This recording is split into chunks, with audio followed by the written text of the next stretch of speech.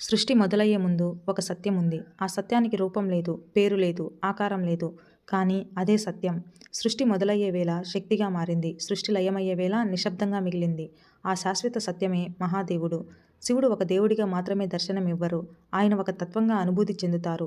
ఆయనను చూడవచ్చు, కానీ పూర్తిగా అర్థం చేసుకోలేము. ఆయనను ప్రార్థించవచ్చు, కానీ పరిమితం చేయలేము.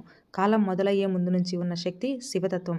కాలం మారుతున్నా మారకుండా నిలిచే సత్యం శివతత్వం. ఈ జగత్తులో ప్రతీదీ మారుతుంది. పగలు రాత్రవుతుంది, యవ్వనం వృద్ధాప్యమవుతుంది, సంతోషం బాధగా మారుతుంది. కానీ ఈ మార్పులన్నిటినీ చూస్తూ మారకుండా నిలిచేది ఒక్కటే శివతత్వం. సృష్టి అనేది యాదృచ్ఛికం కాదు. ప్రతి కణంలో ఒక క్రమం ఉంది. ఆ క్రమానికి మూలం మహాదేవుడు. ఆయన సంకల్పమే సృష్టి, ఆయన కరుణే స్థితి, ఆయన నిశ్శబ్దమే లయం. పంచభూతాలుగా స్వామి ఈ లోకమంతా వ్యాపించారు. భూమిగా మనకు స్థిరత్వాన్ని ఇచ్చారు. నీటిగా జీవానికి ప్రవాహం అందించారు. అగ్నిగా తేజస్సును వెలిగించారు. వాయువుగా శ్వాసను నింపారు. ఆకాశంగా సమస్తాన్ని ఆవరించారు.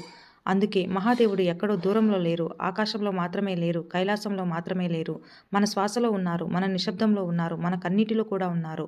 నిశ్శబ్దంలో నివసించే స్వామి మాటల కన్నా మౌనానికి విలువనిచ్చే దక్షిణామూర్తి. మనం ఎంత మాట్లాడినా మనశ్శాంతిగా ఉండకపోవచ్చు, కానీ ఒక్క క్షణం మౌనంగా ఉంటే శివతత్వం మనల్ని తాకుతుంది. కాలం మనల్ని భయపెడుతుంది, కాలం మనల్ని పరిగెత్తిస్తుంది, కాలం మనల్ని బంధిస్తుంది.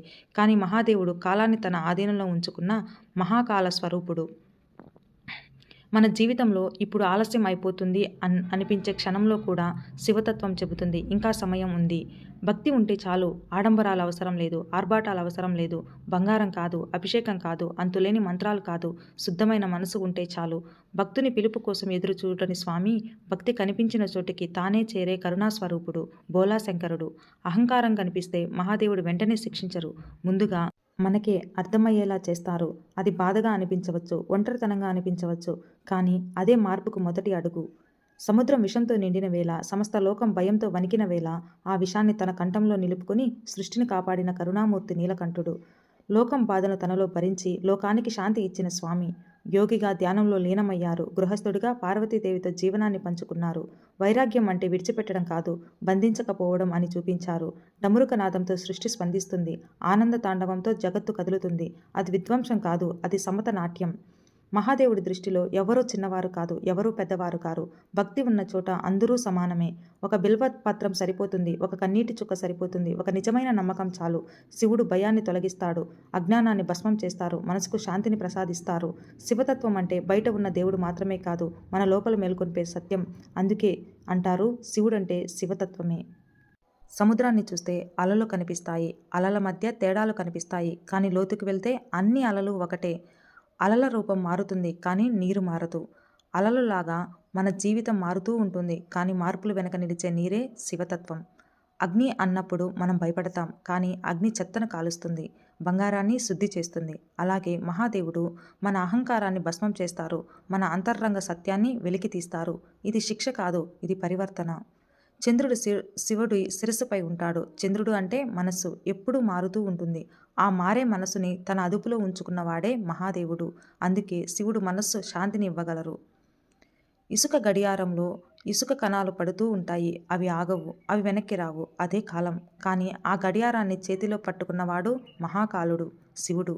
అందుకే కాలం మనల్ని భయపెట్టినా శివుడు మనకు ధైర్యాన్ని ఇస్తారు. ఒక విత్తనం భూమిలో పడితే శబ్దం చేయదు, కానీ నెమ్మదిగా మొక్కగా మారుతుంది. మొక్క కాస్త వృక్షంగా మారుతుంది.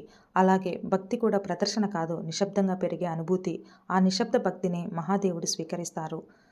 మనం శబ్దంలో దేవుడిని వెతుకుతాం, మంత్రాలలో వెతుకుతాం, మాటల్లో వెతుకుతాం, కానీ మహాదేవుడు నిశ్శబ్దంలో కనిపిస్తారు. ఒక్క క్షణం మనసు మొత్తం ఆగిపోయినప్పుడు అక్కడే శివతత్వం మొదలవుతుంది.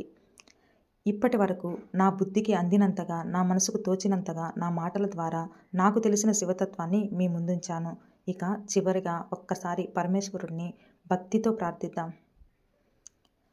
ఓ మహాదేవ, ఆదిలేని శివ, అంతం లేని అనంత, కాలానికి అతీతమైన వాడివి, కరుణకు కరుణాస్వరూపుడు, మా జీవితాలలో ఉన్న అజ్ఞానాన్ని భస్మం చేసి జ్ఞానదీపాన్ని వెలిగించు స్వామి. మా మనసుల్లో భయాన్ని తొలగించు, అహంకారాన్ని కరిగించు, కోరికలను నియంత్రించే శక్తిని ప్రసాదించు. బాధలో ఉన్నప్పుడు ధైర్యంగా నిలబడు, సుఖంలో ఉన్నప్పుడు వినయంగా నడిపించు. ప్రతి శ్వాసలో నిన్ను గుర్తు చేసే భక్తిని మాకు దయచెయ్యి. శివ, మమ్మల్ని నీ దారిలో నడిపించు. నీ చరణాలే మా శరణమని ఎప్పటికీ మర్చిపోనివ్వకు. ఓం నమ శివాయ, ఓం నమ శివాయ, ఓం నమ శివాయ. ఈ మాటలు మీ మనసుకు హాయిని, సంతోషాన్ని అందించుంటే తప్పకుండా మన ఛానల్ని సబ్స్క్రైబ్ చేసుకోండి. Thank you.